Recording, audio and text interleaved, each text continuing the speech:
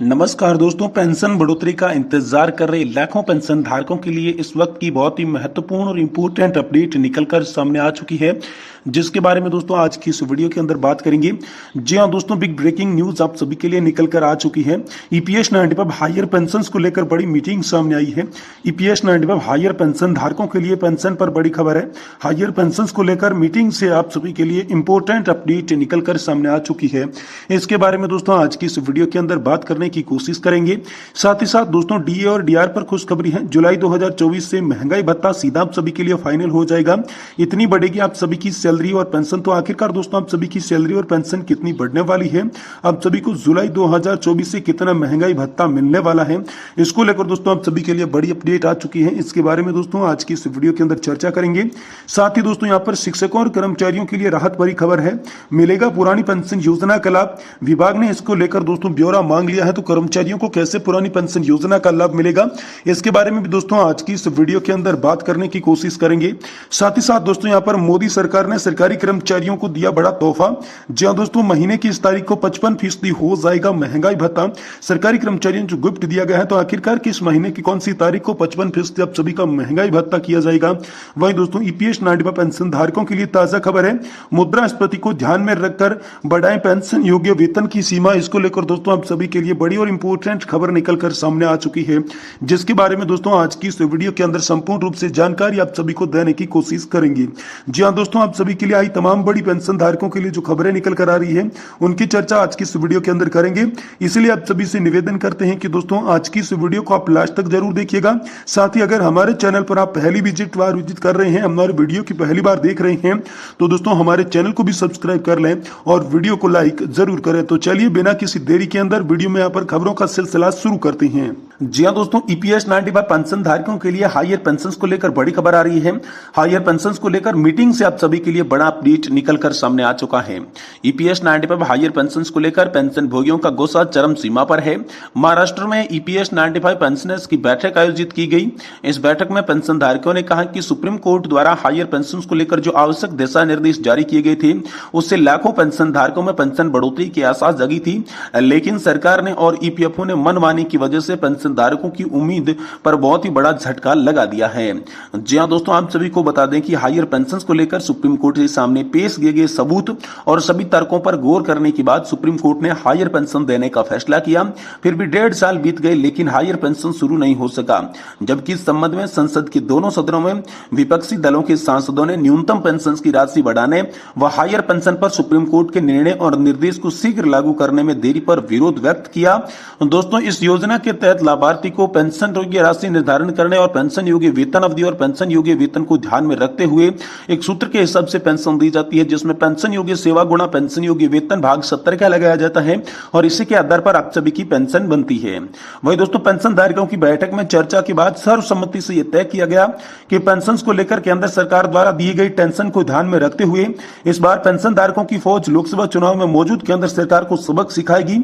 इसके तहत वे हर व्यक्ति के पास जाकर इस बात को बता रही हैं किस तरीके से पेंशन को लेकर केंद्र सरकार उनके विभागों द्वारा तंग किया जा रहा है। इससे साफ हो गया है कि केंद्र सरकार हायर पेंशन देने के मूड में नहीं है। इसलिए इसका परिणाम दोस्तों लोकसभा चुनाव में यहाँ पर देखने को मिलेगा। और इसी को लेकर दोस्तों एक बड़ा कमेंट हाल फिलहाल में उमेश पाठक के द्वारा निकलकर सामने आया है। उमेश पाठक जी लिखते हैं कि विभिन्न न्यायालयों के आदेशों के बाद भी ईपीएस के अंतर्गत पेंशन बढ़ाया नहीं जाना गरीब पेंशन भोगियों पर अत्याचार है। दोस्तों, इस महंगाई के दौर में 1000 रुपए की पेंशन से क्या होगा। इसके विपरीत विधायकों और एमपीज को किस प्रकार की पेंशन दी जाती है सबको पता है। जनहित एवं मानवीय संवेदनाओं के आलोक में सरकार इस तरफ यहाँ पर जो है ध्यान देना चाहेगी, अन्यथा सरकार को इसका दंड मिलेगा। दोस्तों, ये बड़ा कमेंट जो है उमेश पाठक की तरफ से आप सभी के लिए सामने आ चुका है। वहीं दोस्तों अगली बड़ी खबर की बात करें तो डीए और डीआर पर खुशखबरी आई है। जुलाई 2024 से महंगाई भत्ता सीधा आप सभी के लिए फाइनल होने वाला है। इतनी बढ़ेगी आप सभी की सैलरी और पेंशन, इसको लेकर बड़ा अपडेट आया है। जी दोस्तों, कर्मचारियों और पेंशन भोगी असमंजस में हैं कि मई महीने की समाप्ति फिर से यहाँ पर जो है फरवरी और मार्च का एआईसीपीआई इंडेक्स जारी क्यों नहीं हुआ। इसको लेकर रीट भी डाला गया, फिर भी दोस्तों स्पष्ट नहीं हो पाया कि एआईसीपीआई के आंकड़ों क्यों तय किए गए हैं।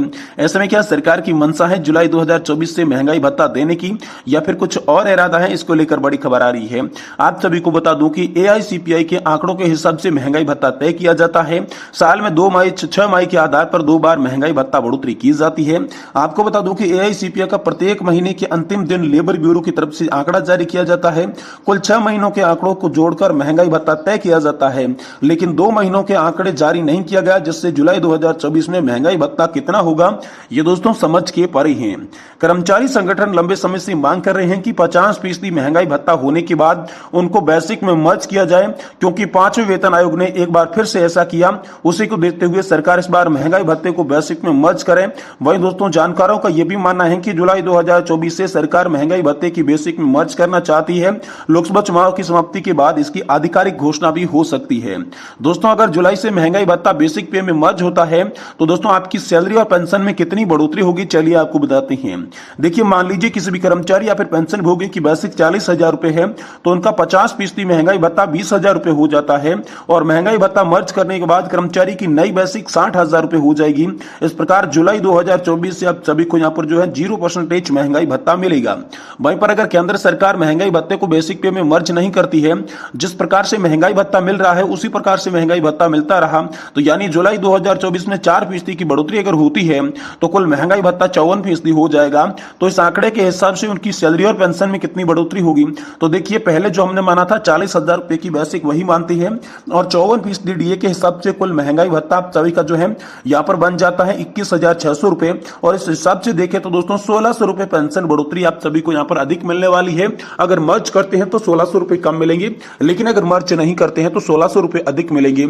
इसके लिए बाकायदा तौर पर 2 अलग अलग टेबल भी आप सभी के लिए जारी कर दी जा चुकी है। आप ईपीएफओ की वेबसाइट पर जाकर आसानी के साथ इन दोनों टेबल्स को देख सकते हैं। वही दोस्तों पुरानी पेंशन योजना को लेकर बड़ी अपडेट निकल कर आ रही है।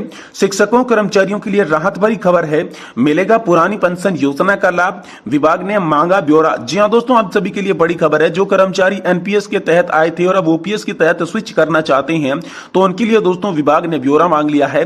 लेकिन विभाग ने एक शर्त रखी है कि जो भी कर्मचारी एनपीएस के तहत यहां पर लाभ ले चुका है उन्हें एनपीएस के तहत लिया हुआ सभी लाभ सरकार को वापस करना होगा, तब वो दोस्तों ओपीएस के तहत लागू किया जाएगा। या फिर जिनकी भर्ती दोस्तों 2004 से पहले की गई थी और उन्हें हाल फिलहाल में एनपीएस मिल रही है तो उन लोगों को ओपीएस में जाने का ऑप्शन दिया जा रहा है, वो ओपीएस में स्विच कर सकते हैं। वही दोस्तों सरकारी कर्मचारियों को बहुत ही बड़ा गिफ्ट, महीने की इस तारीख को 55% हो जाएगा महंगाई भत्ता।